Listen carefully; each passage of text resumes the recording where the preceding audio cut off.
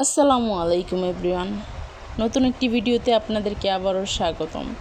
আজকে আমি রান্না করব লইট্টা শুটকি। তার জন্য আমাদের উপকরণ লাগছে লইট্টা শুটকি প্রথমে কেটে ধুয়ে পরিষ্কার করে রেখে দিয়েছি, আর আস্ত কিছু রসুনের কোয়া ছুলে নিয়েছি, আর পেঁয়াজ মরিচ এগুলো কেটে নিয়েছি। তো প্রথমেই আমি শুটকিগুলো তেলের মধ্যে ভালোভাবে ভেজে নেব। তো তার জন্য আমি চুলাটা অন করে শুটকিগুলো তেলের মধ্যে দিয়ে দিব। আর আপনাদেরকে আগেই বলে রাখি, এইগুলো শুটকিতে কিন্তু প্রচুর পরিমাণে বালু থাকে। তার জন্য আপনারা প্রথমেই কেটে তারপর ধুয়ে নেবেন। তা নয়তো পানিতে ভিজিয়ে রাখলে এই বালুগুলো কিন্তু এই শুটকির গায়ে লেগে যাবে, তখন খেতে ভালো লাগবে না।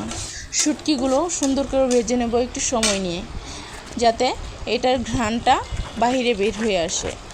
আর আপনারা জানেন যে শুটকিগুলো ভাজলে একটু শক্ত শক্ত হবে, খেতে ভালো লাগবে। তো তার সাথে দিয়ে দেব পেঁয়াজ রসুন এবং কাঁচামরিচ, একসাথে ভেজে নেব সবগুলো দিয়ে উপকরণ। তো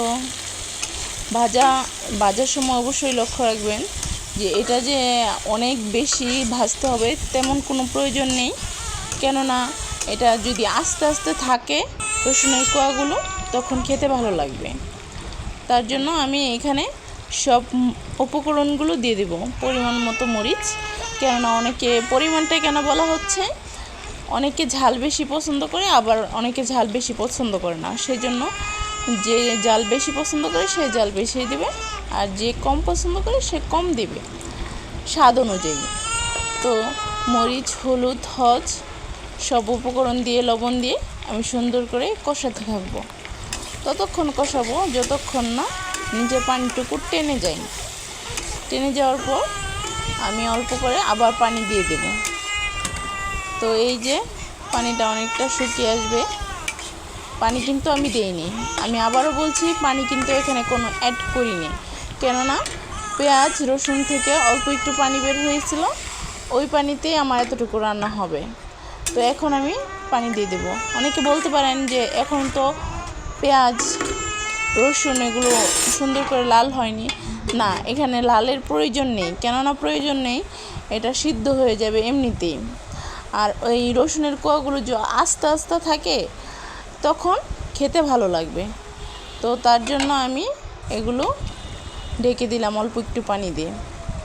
এমনিতেই সিদ্ধ হয়ে গেছে, আপনারা দেখতেই পাচ্ছেন। তারপর এই পানিটুকু টেনে টেনে আরও সিদ্ধ হয়ে যাবে। আর অবশ্যই জেনে রাখবেন যে লইট্টা শুটকির মধ্যে সুন্দর করে পানি গায়ে গায়ে আসলেই ওই শুটকিটা খেতে ভালো লাগে। তো এই যে দেখতে পাইতেছেন তেলগুলো উপরে উঠে আসছে, তার মানে কি আমার এই রান্নাটা প্রায় হয়ে গেছে। আমি একদমই শুকিয়ে ফেলবো। আমার রান্নাটাও কমপ্লিট। এবার একটা প্লেটে তুলে নিব। আর দেখেন কালারটা কত সুন্দর আসছে। আপনারা বাসায় অবশ্যই ট্রাই করবেন, আশা করি ভালো লাগবে। ভিডিওটি ভালো লাগে সাবস্ক্রাইব করবেন। Thanks for watching.